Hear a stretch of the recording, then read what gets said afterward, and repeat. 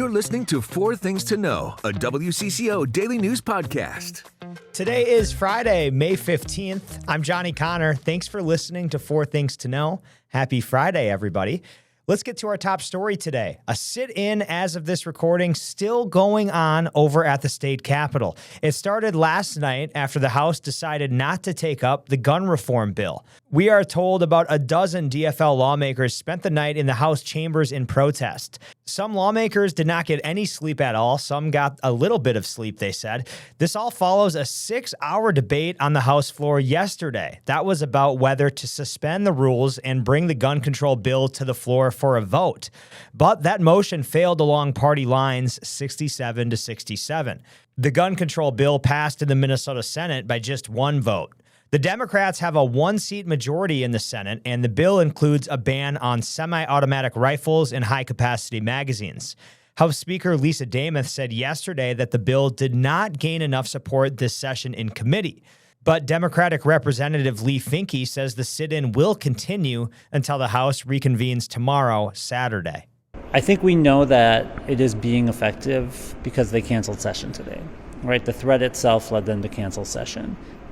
They're keeping the doors closed. They're not letting people in. They are going to do what they can to quarantine this, and that is a sign that the pressure is working.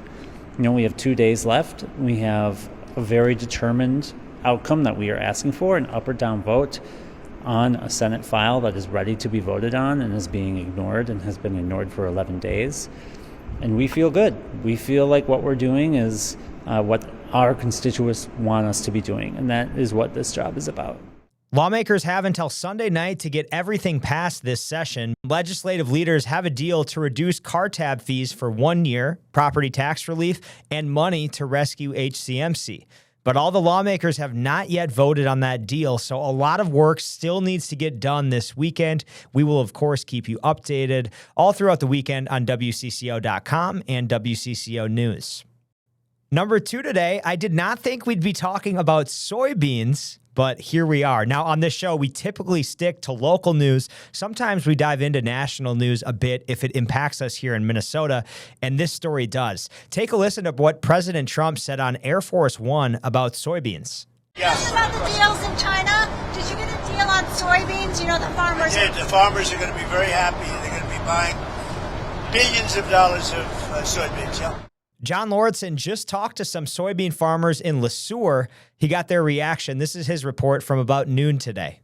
Cautious optimism from farmers we talked with this morning. And really, if you put this in perspective, soybean exports to China dropped from 41% in 2016 to just 15% last year in 2025. So this could be a big deal. Now, China has increased soybean purchases from Brazil and other countries due to trade issues and tariffs with the U.S. Dave Farr, a longtime farmer near LeSueur, says he's hoping this holds true and they're able to sell more soybeans to China. He says right now, the rising price of land, rent, equipment, and even fertilizer and fuel costs has Minnesota farmers struggling with thin margins. He says an increase in soybean exports in coming years would be a big win for the farming community.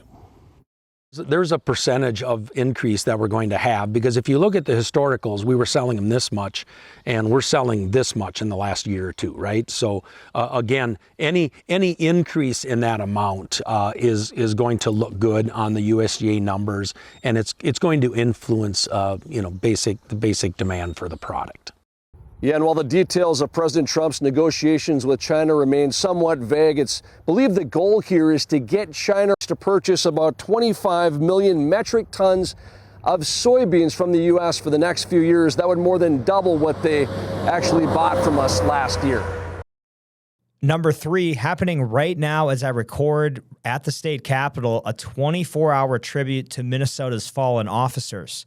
Law enforcement from across the state are standing guard at the Minnesota Peace Officers Memorial. Honor Guard members are walking across the thin blue line. Now, this started at 6 o'clock last night. It will continue until 7 o'clock tonight. That's when a memorial service will begin honoring the hundreds of Minnesota officers who have died in the line of duty. May they be forever honored and remembered for making the ultimate sacrifice. And number 4 today, it is a Friday, so we'll mix in a little lighter story. It is win or hit the golf course for the Minnesota Timberwolves tonight. We've been better when we've had our backs against the wall for years now. It's just part of our character. So we're going to need that for sure. Yeah, that was head coach Chris Finch. The Wolves obviously represent the last hope for Minnesota sports teams in the playoffs this season. Now, the Wolves, they're coming off a loss in Game 5 of the series. If they win tonight, they will force a Game 7 in San Antonio. Now, at practice, Jaden McDaniels talked about what it will take to win the game and ultimately the series.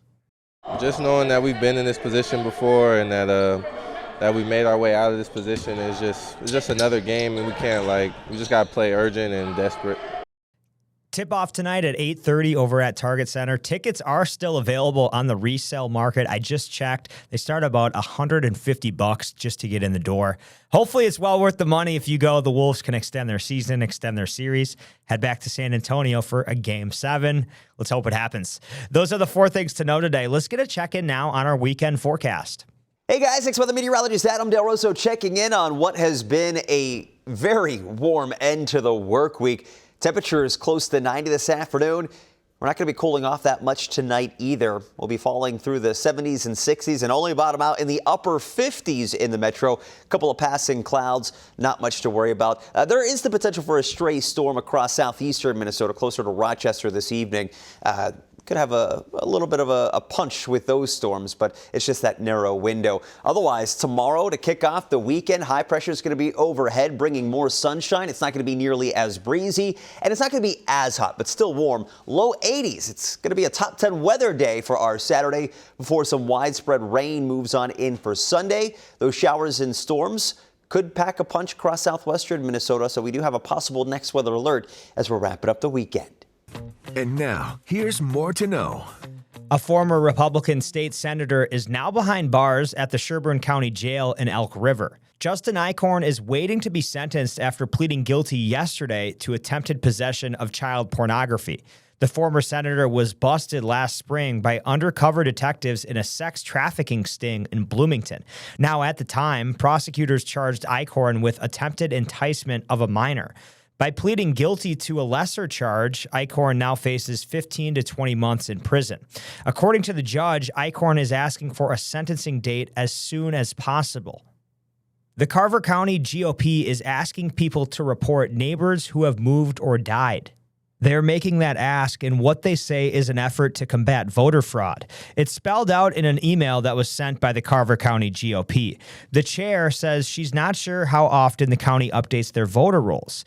The Secretary of State's office says the state's voter registration system is done through a continuous and rigorous data matching process that's done by each and every county. We spoke with Patricia Williamson. She is the chair of Carver County Republicans, and also Richard Karlbaum. He's the Minnesota DFL chair.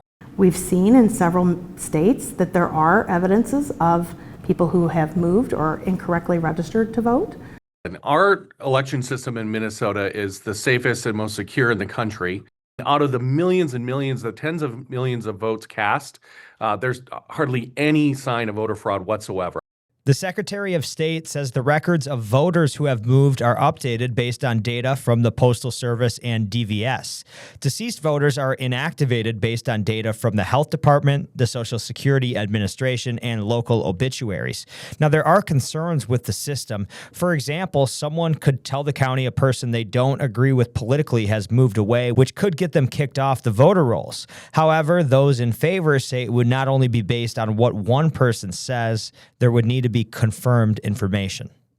A well-known Northeast Minneapolis brewery has announced its last call. Bauhaus Brew Labs is bowing out of the craft beer business. Earlier this week, they announced that they will close their doors at the end of June. On social media, the brewery also cited several reasons for closing, like the pandemic, the ice surge, and substantial cost increases in their supply chain. This is a big weekend for artists in the Twin Cities. Art-A-Whirl kicks off tonight at 5 and it goes through Sunday. There are more than 100 places for you to check out in Northeast Minneapolis, and more than 1,600 artists, galleries, and businesses participate in this event. Art-A-Whirl is free and open to the public. And you might see my co-host, Maria Lisignoli, there. She was working early this morning, so she's not on the podcast today, but I know she's planning to go. So that would be fun. And last story we have to get to before sports, everyone's favorite season, construction season. I know, how many times can I make that joke in a couple weeks? But hey, heads up about a major road closure this weekend starting at 10 tonight. Westbound 94 will close between 35E and Dale Street in St. Paul. And then just an hour later at 11, eastbound 94 will close between 35W in Minneapolis and 35E in St. Paul. So just a slog getting between the Twin Cities. And remember, Highway 280 is closed all summer.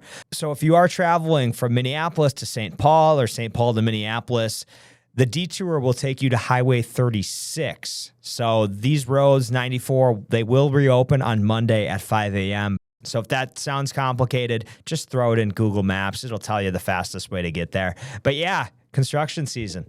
Fun stuff. Got a couple more sports headlines to get to. The Minnesota Wild, they cleaned out their lockers this morning after a very disappointing end to their playoff season, blowing that 3-0 lead in Denver in Game 5. Today, we spoke with Captain Jared Spurgeon and center Michael McCarron.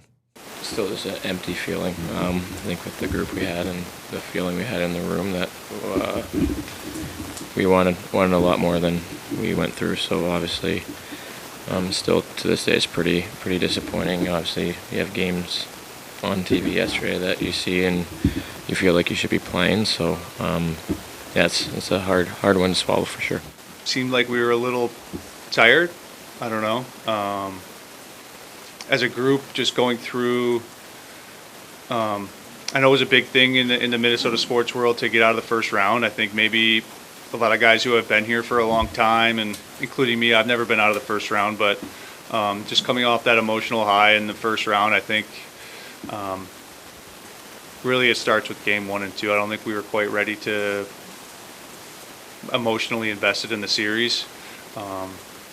Sometimes when a team has gone through what the Wild have gone through the past 11, 10 years of not being able to get out of the first round, it's almost like we did it. Maybe took a breath. Yeah, and on McCarron's last point there, you can certainly understand the sense of relief from the players. They didn't have to deal with the Wild can't get past the first round anymore, but then the second round hits you, and it's time to win. They didn't do that. Certainly the Avs are the favorite to win the Stanley Cup now. Hopefully the Wild can keep going, getting better next year. Let's talk about the Vikings quickly. I don't know if you saw yesterday, the schedule is out for 2026, 2027. Let's talk about a few highlights. They're going to open the season at home against the Green Bay Packers. That will be on WCCO Channel 4. Then another highlight, we told you about this earlier this week, Week 11, Vikings in Mexico City to take on the San Francisco 49ers. That's Sunday Night Football. Week 14, they'll be in New England taking on the Patriots, and then they're going to host the Bears to end the season at home in a game that could have big divisional implications. Always fun. You know, football season, we still got a ways to go, but it's never really out of the limelight. We heard from head coach Kevin O'Connell on his thoughts.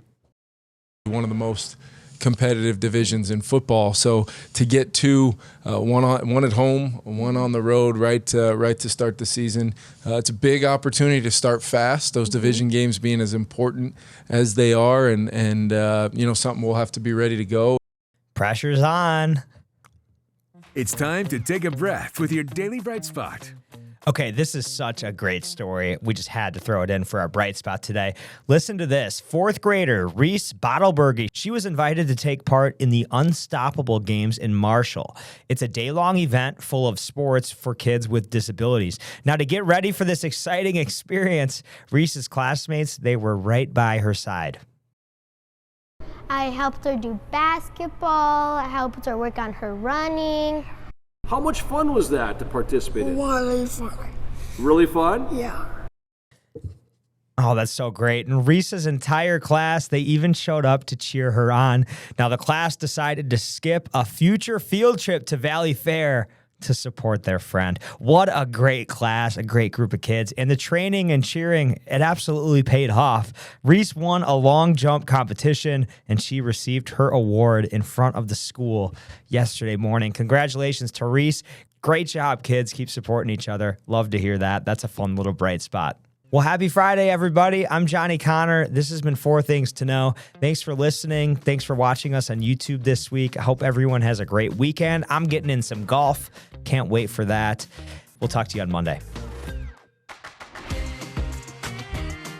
Listen to 4 Things to Know, a WCCO daily news podcast, wherever you get your podcasts.